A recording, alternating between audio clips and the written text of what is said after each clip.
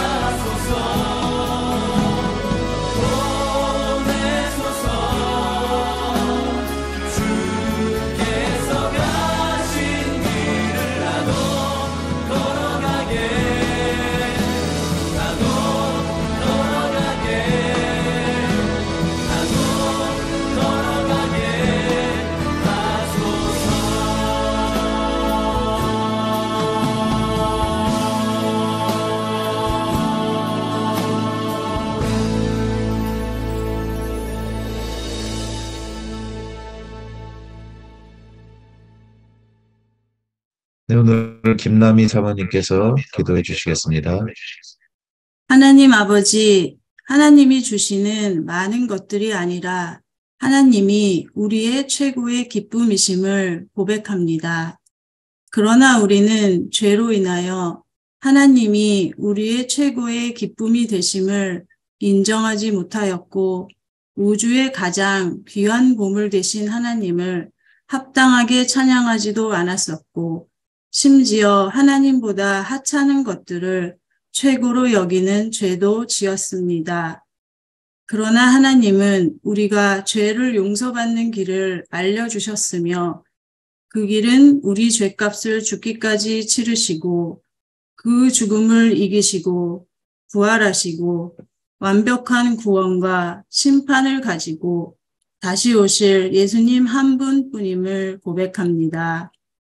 이제 우리 죄를 회개하고 예수님을 구주로 믿는 우리 안에 거하시는 성령님으로 인해 주를 찬양하며 주를 기뻐함으로 주께 영광 돌리는 일에 참여하게 해주셔서 감사합니다.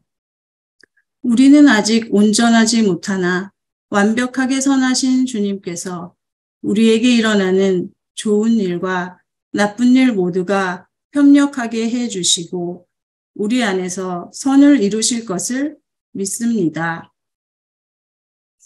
이후로 영원토록 주와 함께 할 것을 바라며 살고 죽도록 인도하여 주시옵소서. 예수님 이름으로 기도합니다. 아멘. 이제 주님께서 가르쳐 주신 기도로 함께 기도하겠습니다. 하늘에 계신 우리 아버지여, 이름이 거룩히 여김을 받으시오며 나라가 임하시오며 뜻이 하늘에서 이루어진 것 같이 땅에서도 이루어지이다. 오늘 우리에게 일용할 양식을 주시옵고 우리가 우리에게 죄 지은 자를 사하여 준 것 같이 우리 죄를 사하여 주시옵고 우리를 시험에 들게 하지 마시옵고 다만 악에서 구하시옵소서. 나라와 권세와 영광이 아버지께 영원히 있사옵나이다. 아멘. 네, 오늘 함께 나눌 말씀은 이사야서 6장 6절부터 11절까지 말씀입니다. 제가 봉독해 드리겠습니다. 그때에 그 스랍 중의 하나가 부젓가락으로 제단에서 집은 바 핀 숯을 손에 가지고 내게로 날아와서 그것을 내 입술에 대며 이르되 보라, 이것이 내 입에 닿았으니 내 악이 제하여졌고 내 죄가 사하여졌느니라 하더라. 내가 또 주의 목소리를 들으니 주께서 이르시되 내가 누구를 보내며 누가 우리를 위하여 갈꼬 하시니 그때에 내가 이르되 내가 여기 있나이다, 나를 보내소서 하였더니 여호와께서 이르시되 가서 이 백성에게 이르기를 너희가 듣기는 들어도 깨닫지 못할 것이요 보기는 보아도 알지 못하리라 하여 이 백성의 마음을 둔하게 하며 그들의 귀가 막히고 그들의 눈이 감기게 하라. 염려하건대 그들이 눈으로 보고 귀로 듣고 마음으로 깨닫고 다시 돌아와 고침을 받을까 하노라 하시기로 내가 이르되 주여 어느 때까지니까 하였더니 주께서 대답하시되 성읍들은 황폐하여 주민이 없으며 가옥들은 사람이 없고 이 토지는 황폐하게 되며. 아멘. 오늘은 이인영 목사님께서 이사야라는 제목으로 말씀 전해 주시겠습니다. 오늘 저는 살고 죽는 문제, 심판과 구원의 문제, 메시아 예수 그리스도에 대한 예언을 한 이사야라는 사람에 대해 함께 나눠보고자 합니다. 이사야서를 기록한 이사야를 살펴보는 일은 책을 쓴 작가를 이해하는 일이기에 지필의 의도를 이해할 수 있는, 그래서 이사야서 전반을 이해하는 데 도움이 되어지는 일일 줄로 압니다. 구약의 후반부에 위치한 선지서들 중에 하나인 이사야, 가장 중요한 선지자 중에 하나라고 불리우는 이사야는 누구입니까? 안타깝게도 성경에서 이사야가 누구인지에 대해서 자세히 설명하고 있지는 않습니다. 그러나 이사야서 6장과 20장의 내용은 하나님이 그를 부르시고 맡기신 일이 무엇인가, 또한 이사야는 그 일을 어떻게 감당했는가에 대해 조금이나마 이해할 수 있는 근거를 우리에게 제시해주고 있습니다. 남유다의 선지자였던 이사야의 어린 시절에는 우시야 왕이 유다를 다스리고 있었어요. 이 우시야 왕은 유다 왕국을 번영으로 이끌었고 종교개혁을 단행했던 왕이었죠. 그리고 그 우시야 왕이 이제 죽던 해에 이사야는 하나님의 일꾼으로 부름을 받습니다. 이 장면이 이사야 6장의 내용들입니다. 그때부터 약 60여 년간 요담, 아하스, 히스기야 그리고 므낫세 왕까지 이사야는 아주 긴 시간을 하나님의 말씀을 전하는 선지자로서의 삶을 살아갔습니다. 오늘로 말하면 이 평생을 열심으로 목회하신 그 연로한 목사님의 삶과 같은 거죠. 더군다나 이사야가 살아간 시대는 남유다와 이스라엘 주변에서 아수르, 바벨론, 애굽 등 커다란 나라들이 서로 부딪히는 시대였어요. 상대적으로 조그마한 나라인 유다가 이 강대국들의 틈바구니에서 살아남으려고 이쪽으로 붙었다 저쪽으로 붙었다 갈팡질팡 정신을 못 차리던 시대였습니다. 나라가 서서히 망해가면서 극심한 혼란을 겪던 시대였던 거죠. 이러한 시대에 하나님은 이사야를 부르셨습니다. 그리고 이를 맡기셨죠. 그 부르심에 이사야는 어떻게 반응했을까요? 이사야 6장과 20장에서는 이사야가 하나님으로부터 명령을 받는 장면이 나옵니다. 그런데 그 내용은 참으로 이상합니다. 이사야 20장 2절로 3절의 말씀입니다. 그때 여호와께서 아모스의 아들 이사야에게 말씀하여 이르시되 갈지어다 내 허리에서 배를 끄르고 내 발에서 신을 벗을지니라 하시며 그가 그대로 하여 벗은 몸과 벗은 발로 다니니라. 여호와께서 이르시되 나의 종 이사야가 3년 동안 벗은 몸과 벗은 발로 다니며 애굽과 구스에 대하여 징조와 예표가 되었느니라. 많은 성경학자들은 이사야가 왕족이었을 것이다 라는 데 의견을 모읍니다. 게다가 이사야는 선지자로서의 삶을 살았죠. 우리가 흔히들 말하는 체면, 명망은 이사야에게 작은 일이 아니었을 겁니다.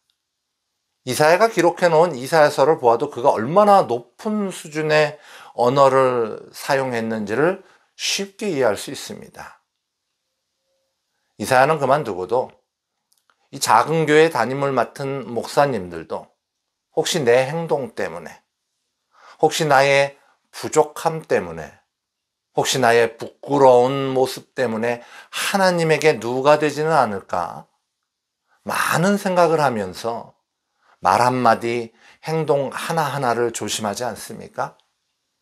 그런데 그런 이사야에게 벌거벗고 3년을 다니라는 수치스러운 명령이 내려지는 거죠. 이걸 따르는 게 이사야 입장에서는 쉬운 일이었을까요? 주여, 그냥 차라리 죽여주세요. 이런 생각이 들지 않았을까요? 그러나 이사야는 아무런 불평 한마디 없이 이 일을 감당합니다. 이사야의 이런 담대한 순종에 대해 학자들은 벌거벗다는 단어로 쓰인 아롬이라는 단어에 집중합니다. 이 단어는 완전히 벌거벗는 것을 나타내기도 하지만 상황에 따라서 그냥 부분적으로 벗는 것을 나타내기도 한다는 거죠. 그래서 이사야가 3년 동안 완전히 나체로 다닌 것이 아니라 그의 배, 그러니까 선지자의 겉옷을 벗어버리고 속옷에 맨발로 다녔다는 주장을 합니다. 그러나 그것만으로도 충분히 수치스러운 모습이요, 애굽과 구스의 수치를 예표하기에 부족함이 없었다는 거죠. 이렇게 보는 이유는 완전히 벗는 것을 유다에서는 염치 없고 방탕한 자의 행동으로 보았기 때문입니다. 하나님의 일을 하는 자가 하나님의 일을 한다는 명분 아래 사회적으로 지탄받는 방탕하고 염치 없는 짓을 할 리가 없다는 거죠. 이사야가 하나님의 말씀을 순종하되 분별력 있게 행동했다는 주장인 것입니다. 이 주장이 맞는 주장일지 아니면 이사야가 아예 나체로 다녔을지는 그 당시의 모습을 보지 못한 우리로서는 확인할 길이 없습니다. 그래서 어떤 분들은 이 구절을 그냥 문자 그대로 받아들였어요. 벗었으면 벗은 거지 무슨 부분적으로 벗는 건 뭐고 속옷만 입는 건 뭐냐, 그런 게 어딨어. 이 성경 말씀을 그냥 문자적으로만 이해하는 거죠. 그러나 이러한 이해는 아주 위험한 이해입니다. 그 당시에 겉옷을 벗는 것만도 벌거벗는 것과 같은 수치스러운 일이었다라는 역사적인 이해나 하나님의 일꾼인 선지자의 겉옷은 하나님의 사람임을 나타내는데 그 겉옷을 벗는 것은 더러운 우리의 속사람을 드러내는 수치스러운 일이라는 신학적인 이해를 포기한 것입니다. 원어에서 말하는 벗는다는 표현이 다 벗는 것만을 표현하지 않는다는 원어적인 이해나 성령님의 도우심을 통해 그 말씀 속에 들어있는 하나님의 메시지가 무엇인가에 대한 이해 없이 그저 단순하게 그 말씀을 이해하는 거죠. 자, 이렇게 말씀을 잘못 이해하면 무슨 일이 일어납니까? 2003년도 2월 7일에 사이비 이단인 세일교 소속 목사 2명이 대구와 대전에서 서울로 올라왔어요. 그리고는 종로 일가에 있는 영풍문고 앞으로 갔습니다. 이사야처럼 한국 사람들에게 나라가 망할 것이라고 경고를 하시겠다고 완전히 나체로 트럭 위에 서서 북한이 2월 20일 날 쳐들어오니까 준비하라고 자신들이 계시를 받았다고 소란을 피고 다닌 사건이 있었습니다. 당연히 그 예언한 날에는 아무 일도 일어나지 않았죠. 이들이 발가벗은 이유는 이사야 20장에 대한 잘못된 이해였습니다.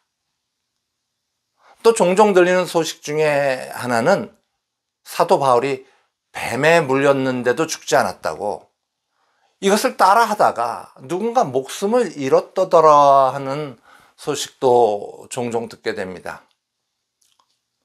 성경의 말씀이 우리에게 주어져 있고 2000년 동안 그 많은 분들이 애써서 많은 자료를 남겼는데도 성경 말씀을 보고 바르게 이해하는 것은 참으로 힘든 일입니다.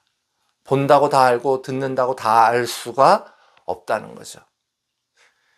이사야의 콜링받는 모습을 기록한 이사야 6장 9절의 말씀입니다. 여호와께서 이르시되 가서 이 백성에게 이르기를 너희가 듣기는 들어도 깨닫지 못할 것이요 보기는 보아도 알지 못하리라.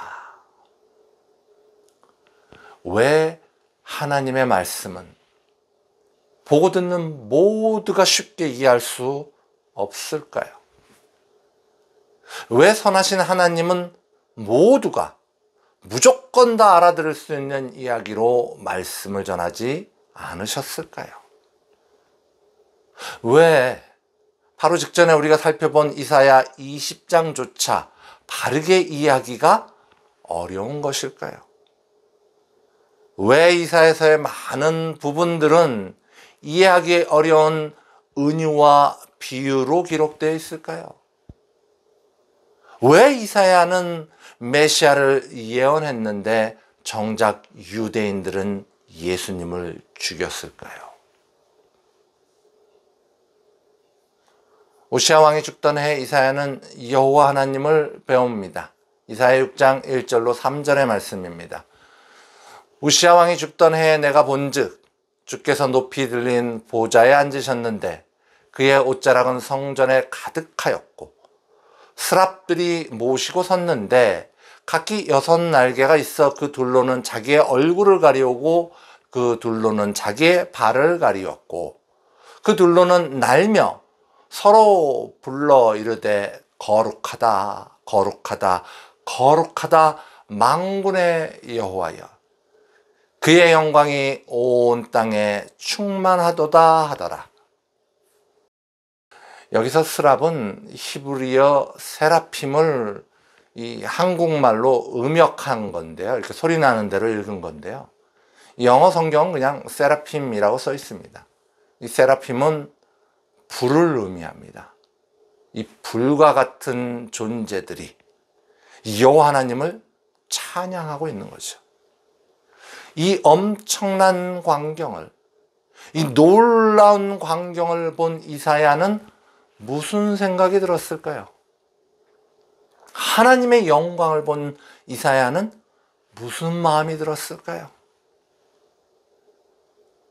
큰일 났다. 망했다.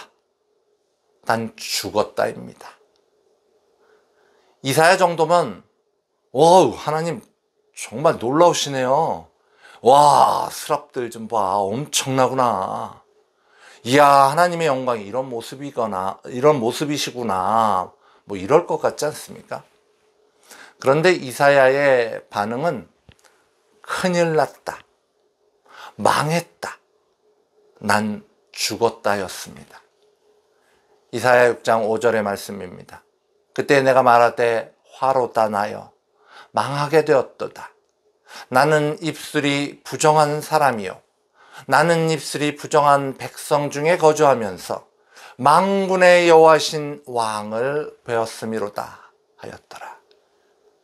이사야는 거룩하신 하나님 앞에 절대로 스스로 정결할 수 없는 죄인된 인간의 본질을 뼈저리게 자각하고 있었습니다. 거룩한 하나님 앞에서 이사야나 입술이 부정한 백성들이나 죄인 되기는 거기서 거기라는 거죠. 죄인인 사람이 거룩하신 하나님을 직접 뵈면 바로 죽는다는 것을 모를 리 없었던 이사야는 그러기에 큰일 났다. 망했다. 난 죽었다라고 생각을 한 겁니다. 그러나 겸손히 자신의 죄인됨을 자각하는 이사야에게 무슨 일이 일어났을까요? 이사야 6장 6절에서 7절의 말씀입니다. 그때 그 스랍 중에 하나가 부젓가락으로 제단에서 집은 바 핀 숯을 손에 가지고 내게로 날라와서 그것을 내 입술에 대며 이르되 보라 이것이 내 입에 닿았으니 내 악이 제하여졌고 내 죄가 사하여졌느니라 하더라. 이사야가 직접 가서 불붙은 숯을 집어서 자기 입에 대거나 이사야가 스스로 자신의 부정함을 불로 씻어낸 것이 아니라 하나님을 찬송하던 스랍 중 하나가 불을 가져와서 이사야의 입에 대서 이사야의 죄를 사하여 주었습니다. 이 말씀 속의 제단과 불은 희생제사를 의미합니다. 사람이 준비한 희생제사가 아닌 하나님께서 준비하신 희생제사를 통하여 이사야의 죄가 사하여졌다는 말씀입니다. 오늘 사는 우리들은 어떻습니까? 우리가 우리의 죄를 자각한다고 해도 우리가 준비한 희생제사를 통하여 우리의 죄를 사함받을 수 있습니까? 없습니다. 안 돼요. 오직 하나님이 준비하신 희생제사, 예수 그리스도를 통해서만이 죄사함을 받을 수 있는 거죠. 자, 이제 죄사함을 받은 이사야에게 무슨 일이 일어납니까? 이사야서 6장 8절의 말씀입니다. 내가 또 주의 목소리를 들으니 주께서 이르시되 내가 누구를 보내며 누가 우리를 위하여 갈고 하시니 그때 내가 이르되 내가 여기 있나이다. 나를 보내소서 하였더니. 죄사함을 받은 이사야에게 일어난 일은 하나님의 음성을 들은 것입니다. 하나님의 음성을 듣고 하나님의 말씀하시는 바를 이해하는 거예요. 하나님의 음성을 듣고 하나님의 말씀을 이해하는 데서 끝난 게 아니라 그 말씀에 응답하는 겁니다. 그러기에 죄사함을 받은 성도라면 하나님의 음성을 들을 수 있습니다. 그러기에 죄사함을 받은 성도라면 하나님의 말씀을 이해할 수 있습니다. 그러기에 죄사함을 받은 성도라면 하나님의 말씀에 응답하며 나아갈 수 있는 것입니다. 주여, 내가 여기 있나이다. 주여, 내가 여기 있나이다. 나를 보내소서. 내가 여기 있나이다. 나를 쓰시옵소서. 이 고백이 나오는 겁니다. 자언하며 나오는 이사야에게 여호와 하나님은 이제 말씀하십니다. 이사야서 6장 9절에서 10절의 말씀입니다. 여호와께서 이르시되 가서 이 백성에게 이르기를 너희가 듣기는 들어도 깨닫지 못할 것이요 보기는 보아도 알지 못하리라 하여 이 백성의 마음을 둔하게 하며 그들의 귀가 막히고 그들의 눈이 감기게 하라. 염려하건대 그들이 눈으로 보고 귀로 듣고 마음으로 깨닫고 다시 돌아와 고침을 받을까 하노라 하시기로. 자, 우리가 이해하는 하나님의 일은 무엇입니까?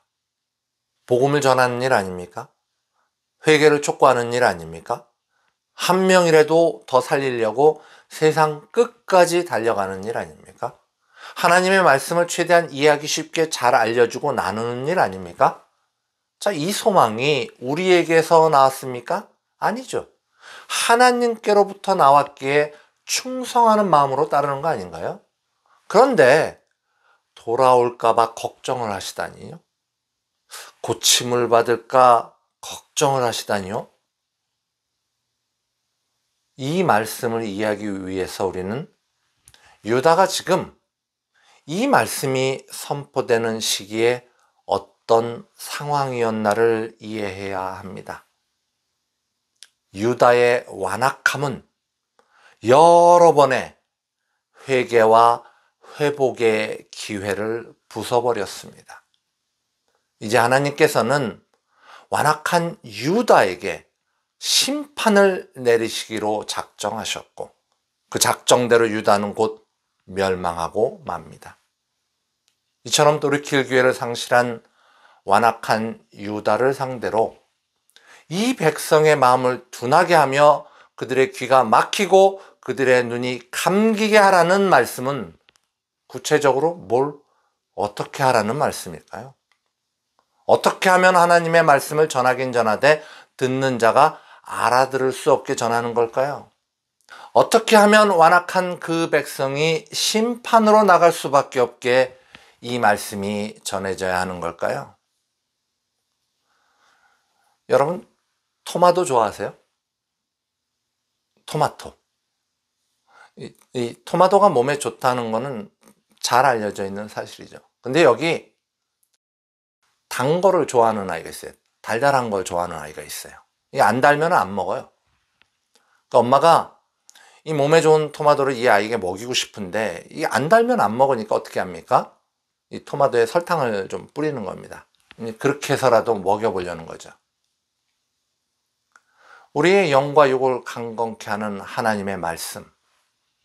그런데 그냥 주면 달달한 세상 맛을 좋아하는 이들은 영 먹지를 않으니까 이 세상적인 달달함을 그 위에 뿌려놓지 않습니까? 그래서 어떤 목사님들은 뭐 웃기기도 하시고 뭐 재밌는 예화도 많이 쓰시고 그러는 거 아닐까요? 설탕을 뿌려서라도 몸에 좋은 토마토를 먹이기 위해서죠. 그런데요, 정말 나쁜 아이들은요, 토마토와 설탕을 같이 먹지 않습니다. 그냥 설탕만 빨아먹습니다. 지금 유다 백성의 상태가 설탕만 빨아먹는 아이들입니다. 그러기에 여호와 하나님께서는 이사야에게 너 나가서 설탕 뿌리려고 애쓰지 말고 생토마토 그냥 줘라. 너 나가서 세상 방법 쓰려고 애쓰지 말고 내 말 그대로 생으로 전해라. 너 그들이 알아듣던 말던 기죽지 말고 내 말을 선포하라. 자, 이 명령을 들은 이사야는 어떻게 했습니까? 하나님의 말씀을 곧대로 전하는 동시에 심판받기로 결정된 악한 백성들의 마음을 둔하게 귀가 막히고 눈이 감기게 하기 위해서 이사야는 어떻게 했을까요? 마태복음 13장은 하나님의 명령을 들은 이사야가 무엇을 어떻게 했는지를 명확하게 이해할 수 있게 해줍니다. 마태복음 13장의 내용이죠. 그날에 예수께서 집에서 나가서 바닷가에 앉으시매 큰 무리가 모여들었어요. 많은 사람들이 이 예수님의 기적을 보려고 예수님께로 모여들었죠. 예수님께서 비유로 여러 가지 말씀을 하시고 씨 뿌리는 자의 비유도 말씀하셨어요. 그리고 마지막으로 예수님께서 이렇게 말씀하십니다. 귀 있는 자는 들으라 하시니라. 아니, 좀 쉽게 얘기하시지. 아니, 모두가 다 알아들을 수 있는 얘기를 하시지. 제자들이 예수님께 나와서 물어보지 않습니까? 아니, 예수님 왜 비유로 얘기하세요? 누가 이 말을 알아들어요? 아니, 왜 이러시는 겁니까? 오늘 사는 우리야 성경을 통해서 이 씨 뿌리는 자에 대한 해석도 볼 수 있고 이 수없이 많은 설교와 해석을 통해서 이 비유가 전혀 낯설지 않지만 그날 거기서 예수님의 이 비유를 처음 들은 사람들은 이 말씀이 도무지 무슨 말씀인지 정말로 알아듣기 어렵지 않았겠습니까? 그러니까 제자들이 예수님께 물어보는 거예요. 예수님 왜 못 알아듣게 비유로 말씀하십니까? 제자들의 이 질문은 못 알아듣게 말씀을 전하라는 이사야 6장 9절의 말씀을 볼 때 우리가 가졌던 질문과 똑같지 않습니까? 그 물음에 예수님이 이렇게 대답하십니다. 마태복음 13장 11절로 12절의 말씀입니다. 대답하여 이르시되 천국의 비밀을 아는 것이 너희에게는 허락되었으나 그들에게는 아니 되었나니 무릇 있는 자는 받아 넉넉하게 되되 없는 자는 있는 것도 빼앗기리라.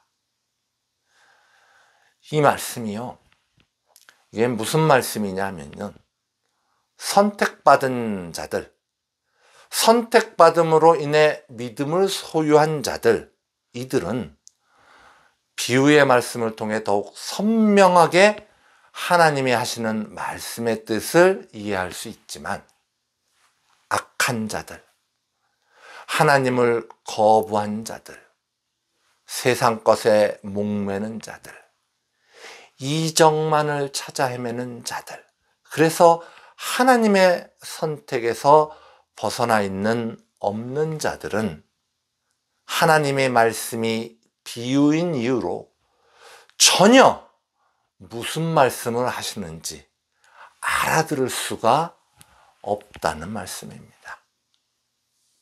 좀 더 쉽게 이야기하면 이렇습니다.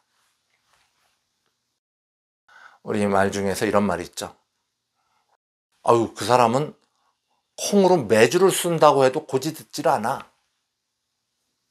여러분, 이 말이 무슨 말인 줄 아시죠? 아무리 사실을 말해도 믿지 않는다는 비유잖아요. 이게 한국 사람이라면 거의 다 아는 비유입니다. 그러나 콩으로 메주를 쓰는 건지, 팥으로 메주를 쓰는 건지, 메주는 또 뭔지를 알 길이 없는 외국 사람들에게 이 말은 전혀 알아들 수가 없는 비유인 것입니다. 예수님은 이제 비유로 말씀하시는 이유를 좀 더 덧붙여 설명하시면서 이사야의 이야기를 꺼내십니다. 마태복음 13장 13절로 15절의 말씀입니다. 그러므로 내가 그들의 비유로 말하는 것은 그들이 보아도 보지 못하며 들어도 듣지 못하며 깨닫지 못함이니라. 이사야의 예언이 그들에게 이루어졌으니 일렀으되 너희가 듣기는 들어도 깨닫지 못할 것이요 보기는 보아도 알지 못하리라. 이 백성들의 마음이 완악하여져서 그 귀는 듣기에 둔하고 눈은 감았으니 이는 눈으로 보고 귀로 듣고 마음으로 깨달아 돌이켜 내게 고침을 받을까 두려워함이라 하였느니라. 완악함으로 심판받기로 결정된 자들에게 하나님의 말씀이 비유로 선포되므로 하나님의 심판이 완성되어진다는 말씀인 것입니다. 자, 이제 우리는 얼핏 보기에 참 이상한 하나님의 명령의 의미와 그 명령을 받은 이사야가 하는 행동에 대해 충분히 이해할 수 있습니다. 이 명령을 받은 이사야가 남긴 이사야서가 수많은 비유와 수많은 은유로 쓰여진 이유를 예수님의 말씀을 통해 우리는 이해할 수 있습니다. 완악한 유다 사람들 앞에 하나님의 말씀을 비유로 선포해야 했던 이사야의 안타까움과 그들 앞에 수치스러움을 무릅쓰고 벌거벗고 서야 했던 이사야의 고단한 사역을 이해할 수 있습니다. 사랑하는 성도 여러분, 하나님의 말씀을 이해한다는 문제는 사느냐, 죽느냐의 문제입니다. 결코 가볍게 넘길 수 없는 이 문제 앞에서 혹시 나의 완악함으로 하나님의 말씀이 내 앞에 가리워져 있지는 않은지 자복하는 마음으로 살펴보는 은혜가 저와 여러분에게 차고 넘치시기를 간절히 소망합니다. 우리 함께 주 없이 살 수 없는 찬양 드리겠습니다.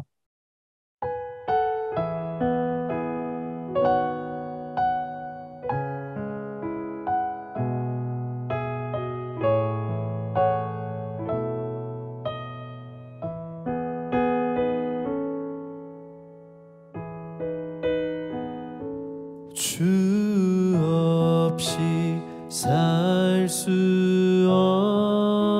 없네 죄인의 구주여 그 귀한 보배 피로 날 구속하소서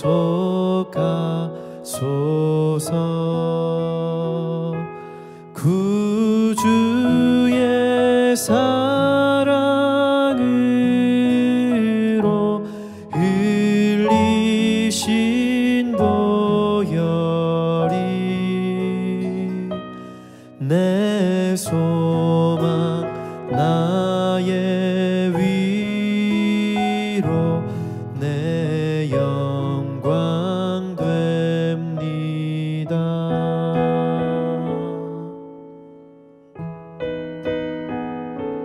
주 없이 살 수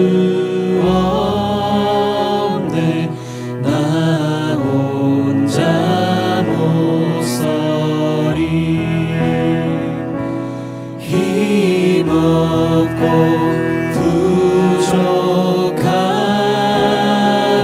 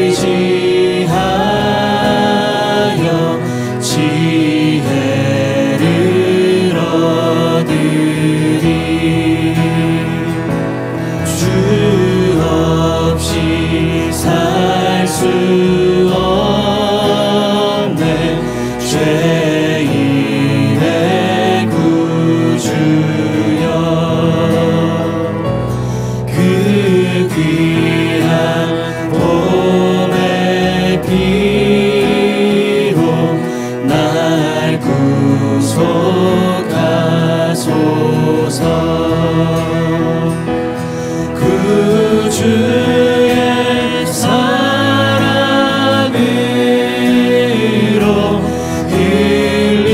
흘리신 보혈이 내 소망 나의 위로 내 영광 됩니다. 그 주의 사랑으로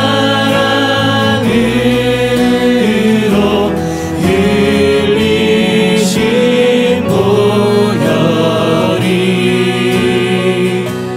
내 소망 나의 위로 내 영광 됩니다. 그 주의 사랑으로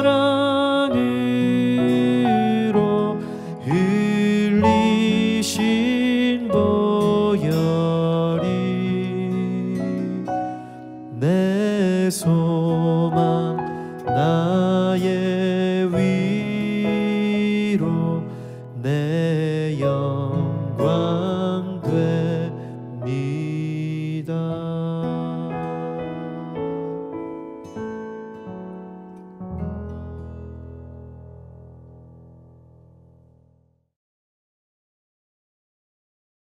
이제는 우리 주 예수 그리스도의 은혜와 하나님 아버지의 놀라운 사랑하심과 성령님의 감화감동 교통하시는 은혜가 하나님의 말씀을 바르게 이해하기를 소망하는 우리들의 머리 위에 지금으로부터 영원토록 함께 하시기를 간절히 축원하옵나이다. 아멘.